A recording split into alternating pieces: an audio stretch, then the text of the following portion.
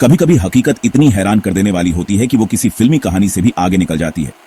आज हम बात करेंगे एक ऐसे सवाल की जो सिर्फ डिफेंस एक्सपर्ट्स ही नहीं बल्कि आम लोगों के मन में भी बार बार आता है। क्या F-35 वाकई अजेय है? और ईरान इजराइल संघर्ष में इसका क्या सच है? चलिए इस रहस्य की परतें खोलते हैं। हकीकत फिक्शन से भी ज्यादा अजीब हो सकती है। जब हम हॉलीवुड फिल्मों में स्टील्थ जेट्स को दुश्मन के इलाके में घुसते और बिना किसी खरोंच के लौटते देखते हैं तो लगता है कि ये जेट्स सच में अजेय हैं।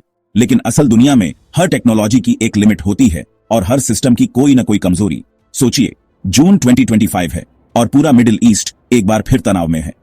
तेहरान की सड़कों पर लोग आसमान की ओर देख रहे हैं, हर कोई किसी बड़ी घटना के इंतजार में है।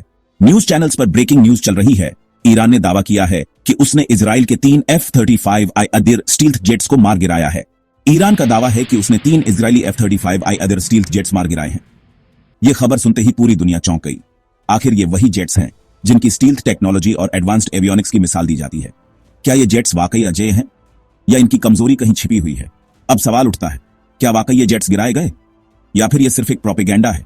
ये सब तब शुरू हुआ जब इजराइल ने ऑपरेशन राइजिंग लायन लॉन्च किया, ईरान की न्यूक्लियर फैसिलिटीज को टारगेट करने के लिए एक बड़ा एयर ऑफेंसिव।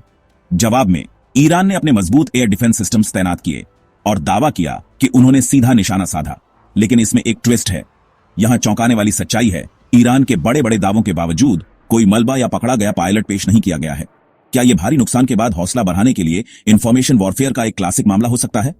याद है, ऐसे ही दावे 1999 में भी किए गए थे जब युगोस्लाविया में एक अमेरिकी F-117 को गिराया गया था।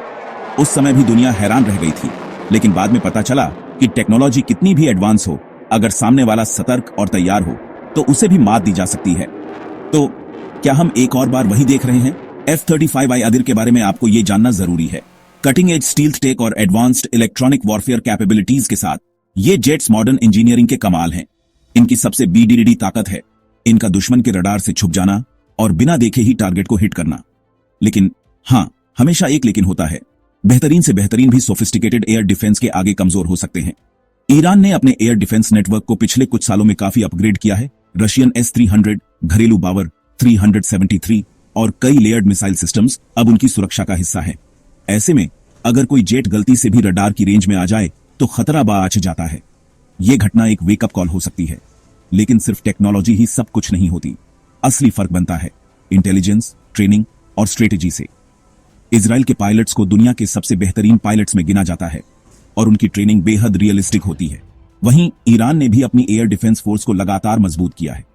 दोनों देशों के बीच यह संघर्ष सिर्फ मशीनों का नहीं बल्कि दिमाग और हौसले का भी है। तो चूहे बिल्ली के इस हाई स्टेक्स खेल पर आपका क्या मानना है? क्या F-35 वाकई अजेय है या ये मिलिट्री स्ट्रेटेजी के एक कॉम्प्लेक्स जाल में बस एक और खिलाड़ी है? क्या भविष्य में एयर वॉरफेयर सिर्फ टेक्नोलॉजी की रेस होगी या फिर ह्यूमन फैक्टर और इंफॉर्मेशन वॉरफेयर भी उतने ही अहम रहेंगे? मुझे बताएं, आपको क्या लगता है? क्या ये हमारे रीजन में एयर वॉरफेयर का फ्यूचर बदल सकता है? अपने विचार नीचे शेयर करें और अगर आपको ऐसे और डीप एनालिसिस पसंद है तो चैनल को सब्सक्राइब करना न भूलें।